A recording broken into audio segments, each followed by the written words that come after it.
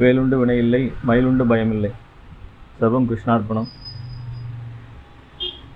நமது இந்த தொடர் வீடியோ பதிவில் ஆலயங்களை பற்றி சொல்லலாம். ஏன்னா பாரத பூமி ஒரு ஆன்மீக பூமிங்கிறது அதில் மாற்று கருத்து யாருக்குமே இருக்க முடியாது. ஜாதகங்களில் நிறைய குறைபாடுகள், நிறைய பிரச்சனைகள் வருது. நிறைய பேர் பரிகாரங்கள் கேட்டு வராங்க. நவகிரகங்களே பார்த்தீங்கன்னா இந்த பரிகாரத்துக்கு என்று முக்கியமான அது ஒரு தன்மையை சொல்லக்கூடிய கிரகம் என்று சொல்லுது புத பகவான் தான். புதன் காலபுருஷனுடைய 3 மற்றும் 6ஆம் பாவத்தினுடைய ஆதிபத்தியம் மிதுனம் மற்றும் கன்னி. இதை முன்ஜென்ம கர்மா மற்றும் முன்னோர் கர்மா என்று சொல்வது. ஏன்னா இந்த பிறவியே கர்ம பிறவி தான். நல்லது கெட்டதுகள் கலந்து செய்து தான் இந்த பூமியிலே மானிட பிறவி என்பது ரொம்ப அரிதான பிறவி. அதில் நல்லது கெட்டதுகள் கலந்து செய்யும்போது தான் இந்த பூமியிலே நாம் ஜனனம் எடுக்க வேண்டிய ஒரு சூழ்நிலை உண்டாகிறது.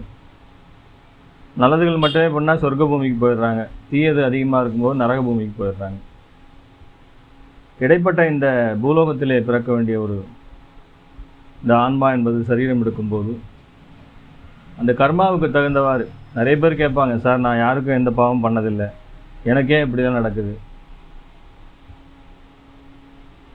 அப்படிங்கிற கேள்வி நிறைய பேர் மனதிலே நிறைய பேரோட கேள்வியாகவும் இருக்கிறது.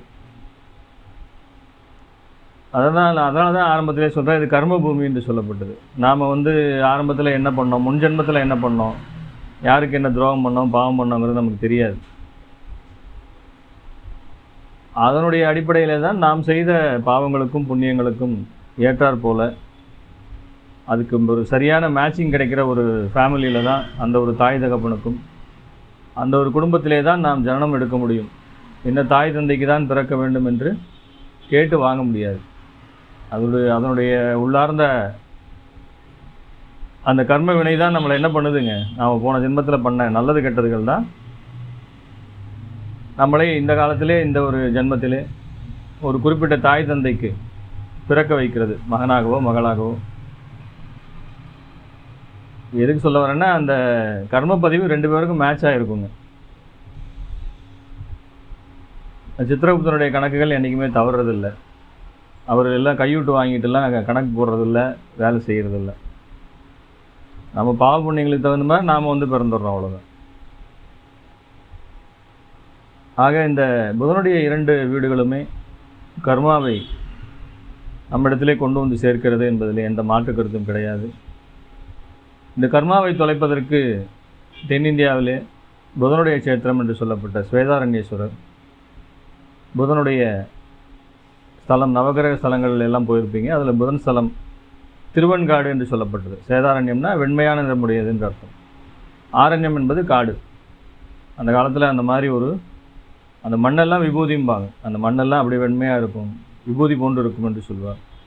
ஞானசம்பந்த பெருமான் அங்கே கால் வைக்க பயப்பட்டு பூமியெல்லாம் லிங்கமாக அவருடைய கண்ணுக்கு தென்பட்டது. வெளியே இருந்து கொண்டு அம்மா அம்மா என்று அழுகிறார். அந்த தாயார் பிரம்ம வித்யாம்பிகை வெளியே அவரை தூக்கி இடுக்கி கொண்டு ஞானப்பால் கொடுத்ததாக ஒரு வரலாறு உண்டு. அதனால் உண்ணாமுலை அம்மன் என்ற பெயர் உண்டு. பிள்ளை இடிக்க அம்மன் அங்கே ஒரு அம்மன் இருக்குங்க. அந்த அம்மனுக்கு போய் அர்ச்சனை பண்ணி அங்கே 3 விதமான தீர்த்தங்கள் உண்டு. சிவபெருமான் தாண்டவம் புரிந்த இடம். அவ்வாறு தாண்டவம் புரியும் போது அங்கே அவருடைய 3 கண்ணிலிருந்தும் நெருப்பு பொறிகள் தோன்றி 3 குளங்கள் உண்டானது என்று சாஸ்திரம் சொல்கிறது. சூரிய தீர்த்தம், சந்திர தீர்த்தம் மற்றும் அக்னி தீர்த்தம்.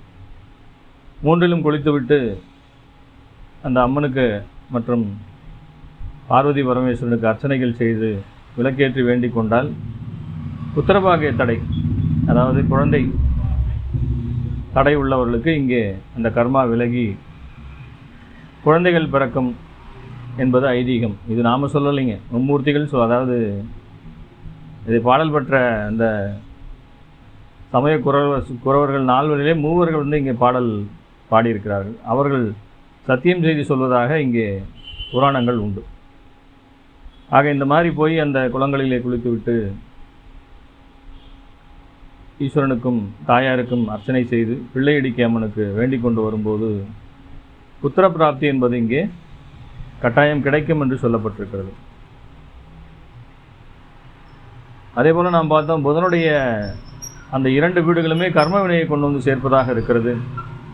இதனாலே நோய் நொடிகள், வருமான தடைகள் மற்றும் கண்டாதி தோஷங்கள் என்று சொல்வார்கள். ஜாதகத்தில் கண்டா இருக்குது, பிரச்சனை இருக்குது. இங்கே பகவான் வந்து யமனை எரித்த ஸ்தலம் என்று சொல்லப்பட்டிருக்கிறது. பூமாதேவி பின்னாடி வந்து வேண்டி அதை வந்து நிவர்த்தி செய்து கொடுத்தார். அதனால் இங்கே யமதோஷம் உள்ளவர்கள் இங்கே கண்டிப்பாக சென்று அர்ச்சனை செய்து கொள்ளலாம். 21 தலைமுறைக்கு பித்ருதோஷத்தை, சாபத்தை நிவர்த்தி செய்யக்கூடிய இடம். பித்ரு நிவர்த்தி, தோஷ நிவர்த்தி என்று சொல்லும்போது கயா, பிரம்மகபாலம், குருக்ஷேத்திரம், மத்தியகம், நைமிசாரண்யம், மயூரேசம், சேது, ஸ்வேதவனம் என்று சொல்லப்பட்டிருக்கிறது. இதில் 6 ஸ்தலங்கள் வடநாட்டிலே இருக்கிறது. 2 ஸ்தலங்கள் இங்கே தமிழ்நாட்டிலே இருக்குது. ஒன்று வந்து அதாவது சேது என்று சொல்லப்பட்ட ராமேஸ்வரத்திலே பித்ருதோஷ நிவர்த்தி செய்து கொள்ள வேண்டும். திலஹோமங்கள் செய்து அங்கே பரிகாரங்கள், அந்த அக்னி தீர்த்தத்திலே கடலிலே குளித்து, ஏன்னா ராமருடைய கையாலே உருவாக்கப்பட்ட இடம் என்பது எல்லாருக்குமே தெரியும். இன்னொன்று இந்த ஸ்வேதவனம் என்று சொல்லப்பட்ட இந்த ஸ்வேதாரண்யேஸ்வரர் புதனுடைய திருவெண்காட்டு ஸ்தலம். இங்கே நாம் வந்து பித்ருதோஷ நிவர்த்திகளை செய்யும்போது 21 தலைமுறை பித்ருக்கள் இங்கே சாப நிவர்த்தி பெறுகிறார்கள் என்கிற ஐதீகம் இங்கே உண்டு. அதனால் ஜாதகத்திலே சொல்ல முடியாத பிரச்சனைகள், சொல்ல முடியாத கடன் தொந்தரவுகள், புதன் வந்து கடன் கொடுத்துருவாருங்க. நீங்கள் 6 கூடிய ஆதிபத்தியம் என்பது கடன் நோயை தருவதிலே, புதன் தசை வர்றவங்கலாம் பாருங்கள், கடன் எல்லாம் மீள மாட்டாங்க. ஏதோ ஒரு இஎம்ஐயாவது கட்டிக்கிட்டு இருப்பாங்க. நல்ல வசதி வாய்ப்பானவர்கள் என்ன பண்ணுவாங்க, கடன் கொடுத்து மாட்டிக்குவாங்க. வசதி இல்லாதவங்க கடனை வாங்கி மாட்டிக்குவாங்க. கண்டிப்பாக இந்த புதன் திசை வரும்போது அது யாராக இருந்தாலும் சரி, ஒரு உலுக்கிட்டு தான் போகும். ஏன்னா 3, 6 கூடிய ஆதிபத்தியம் காலபுருஷ ரீதியாக. அதனால் 3 என்பது 8ஆம் பாவத்திற்கு 8ஆம் பாவமாக வருவதாலே இங்கே ஆயுள் பாவம் என்று சொல்லப்பட்ட பாவம் 8ம் 3ம் தான் ஆயுள் பாவம். அது 10 கண்டங்கள் நடக்கக்கூடிய அமைப்புகள் உள்ளவர்கள், சனிச்செவ்வாய் சேர்க்கை உள்ளவர்கள் கண்டிப்பாக இந்த ஸ்தலத்துக்கு போகணுங்க. ஏன்னா 3, 6 என்கிற பாவத்திற்கு துர்ஸ்தானம் என்று சொல்லப்பட்ட அவயோகத்தை தரக்கூடிய 6, 8 அதிபதிகள் சனியும் செவ்வாயும். எந்த ஜாதகத்தில் இருந்தாலும் சனி செவ்வாய் சேர்க்கை என்பது அவ்வளோ சிறப்பில்லை. அங்கே பிரச்சனைகளையும், பொருளாதார ரீதியான பிரச்சனைகளையும், உடல் ரீதியான தொந்தரவுகள் மற்றும் நோய் நொடி, விபத்து கண்டங்களை செய்யக்கூடிய அமைப்பிலே இந்த சனி செவ்வாய் சேர்க்கை என்பது இருக்கிறது. இந்த சேர்க்கை உள்ளவர்கள் கண்டிப்பாக இந்த ஸ்வேதாரண்யேஸ்வரரை சென்று பார்த்து அங்கே 2, 3 முறையாவது குறைஞ்சபட்சம் போகணுங்க. 3 தரமாவது போயிட்டு வரணும். போயிட்டு அர்ச்சனாபிஷேகங்கள் பண்ணி அதை வந்து இந்த அவரிடத்திலே வேண்டுதல் செய்து வர வேண்டும். இந்த மாதிரி செஞ்சு வரும்போது இங்கே இந்த சனிச்செவ்வாய் சேர்க்கையில் ஏற்படக்கூடிய கஷ்டங்களுக்கான நிவர்த்தி இங்கே கிடைக்கிறது. போயிட்டு வரணும், கண்டிப்பாக செய்யணுங்க. இந்த 8 விதமான ஸ்தலங்கள் பார்த்தோம். அதாவது பித்ருகர்மா செய்யக்கூடிய ஸ்தலங்கள். அதில் இது முக்கியமான ஸ்தலமாக இருக்கிறது. சவுத்தில் வந்து 2 ஸ்தலங்கள் மட்டுமே சொல்லப்பட்டிருக்கிறது. அதில் ஒன்று ராமேஸ்வரம், இன்னொன்று இந்த புதன் ஸ்தலம் என்று சொல்லப்பட்ட திருவெண்காடு. பஞ்சசபை என்று சொல்லுவார்கள். சிவபெருமானுடைய 5 சபைகள் என்று, பஞ்சமகா சபைகள் என்று சொல்லப்பட்டது. இதில் இந்த திருவெண்காடு ரத்தின சபை என்று போற்றப்படுகிறது. வெள்ளி சபை மதுரை, பொற்சபை என்பது சிதம்பரம், தாமிர சபை திருநெல்வேலி, திருக்குற்றாலம் என்பது சித்திர சபை. இந்த பஞ்ச சபைகளிலே இதுவும் ஒரு முக்கியமான சபையாக இருக்கிறது. ஆக இந்த 8 ஸ்தலங்களிலே, பித்ருதோஷ நிவர்த்தி ஸ்தலங்களிலேயும் இது முக்கியமான ஸ்தலமாக இருக்கிறது. பஞ்ச சபைகளிலேயும் இது வந்து ரத்தின சபையாக இருக்கிறது. யமனை எரித்து அந்த முனிவருக்கு அங்கே ஒரு இது கணக்கு உண்டுங்க. அந்த புராண கதையிலே அவர் வந்து என்ன பண்ணுறாரு, ஈஸ்வரன் யமனை சம்ஹாரம் செய்யக்கூடிய கணக்கு இங்கே உண்டு. இந்த தாயார் வந்து பிரம்ம வித்யாம்பிகை என்று சொல்லப்பட்டிருக்கிறது. இங்கே பிள்ளையடிக்கு அம்மனும் என்று சொல்லப்பட்டிருக்கு. அதாவது குழந்தைக்கும் ஒரு இங்கே நிவர்த்தி உண்டு. குழந்தை இல்லாதவர்களுக்கு இந்த 3 குளத்திலே குளித்து அர்ச்சனை அபிஷேகம் செய்யும்போது கண்டிப்பாக குழந்தை உண்டாகிறது. அதே போல் இந்த கல்வி குறைபாடு உள்ள குழந்தைகள் நிறைய பேர் பாருங்க படிக்க மாட்டாங்க,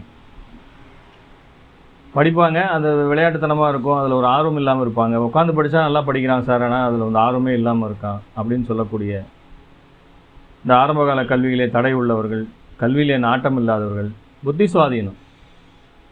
ஏன்னா புதன் தான் இங்கே வந்து என்னக்காரங்க, வித்யாகாரகன், புத்திகாரகன் என்று சொல்லப்பட்டிருக்கு. அதனால தான் தாயாருக்கு பிரம்ம வித்யாம்பிகை என்று பெயர். ஞானசக்தி, இச்சைக்கிரியை ஞானம் என்று சொல்லப்பட்டிருக்கிறதுல இது ஞானசக்தியாக விளங்கக்கூடியவர். அதனால தான் திருஞான சம்பந்தருக்கு ஞானப்பால் கொடுத்தார்.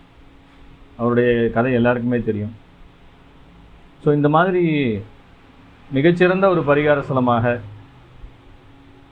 தமிழ்நாட்டிலே பிறந்தவர்களுக்கு இது ஒரு மிகச்சிறந்த வாய்ப்பு. கண்டிப்பாக இதை என்ன பண்ணுங்கள், உங்கள் ஜாதகத்தில் இருக்கக்கூடிய விடை தெரியாத கேள்விகளுக்கு, காலபுருஷனுக்கு 3, 6 பாதிக்கப்பட்டிருங்க, அதாவது வியாபாரத்திலே பிரச்சனை இருப்பவர்கள், கடன் தொந்தரவு இருப்பவர்கள், நோய் நொடியினாலே அதிகமாக பாதிக்கப்பட்டவர்கள், பிள்ளை இல்லாதவர்கள், வருமான வசதி வாய்ப்புக்காக இயங்கக்கூடியவர்கள், இவங்க எல்லாருமே போய் கண்டிப்பாக வழிபாடு செய்ய வேண்டிய ஸ்தலம். முக்கியமாக அதில் நம்பர் 1ஆக வரக்கூடிய ஸ்தலம் திருவெண்காடு தான். அப்போனா மற்றெல்லாம் போக வேண்டாமா சார்ன்னு கேட்காதீங்க. கண்டிப்பாக இதில் ப்ரையாரிட்டைஸ் பண்ணணும், அதுதான் வந்து ரொம்ப முக்கியம். கண்டிப்பாக இந்த ஸ்தலத்துக்கு போய் அந்த 3 தீர்த்தங்களிலும் குளித்து, பித்ருதோஷம் இருப்பவர்கள் பித்ருசாந்தி செய்து, பித்ரு பூஜைகள் எல்லாம் செய்து நிவர்த்தி செய்து கொள்ளுங்கள். பிள்ளை இல்லாதவர்களும் போங்க. அடிக்கடி உடல்நல பாதிப்பு, இந்த மாதிரி ஆயுள் கண்டம் உள்ள பிரச்சனைகள் உள்ளவர்கள்லாம் கண்டிப்பாக இங்கே போய் அர்ச்சனை செய்து கொண்டு குளத்திலே நீராடி அந்த தோஷங்கள் நிவர்த்தி பெறலாம். முக்கியமாக நாம் வந்து ஒவ்வொரு முக்கியமான ஸ்தலங்களை பற்றி வீடியோ போடலாம்னு இருக்கோம். அதில் முதல் ஸ்தலமாக நமக்கு தோன்றியது இந்த புதனுடைய ஸ்தலம். கண்டிப்பாக அனைவரும் இதை பயன்படுத்தி வாழ்க்கையிலே உங்களுக்கு வரக்கூடிய கஷ்டங்களை நிவர்த்தி செய்து இந்த ஈஸ்வரனுடைய அருளையும் அம்பாளுடைய அருளையும் பெற்று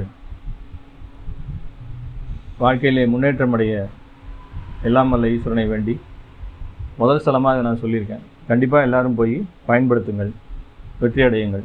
சர்வே ஜனா சுகினோ பவந்து. சர்வம் கிருஷ்ணார்ப்பணம். மீண்டும் அடுத்த வீடியோவில் சந்திப்போம். நன்றி.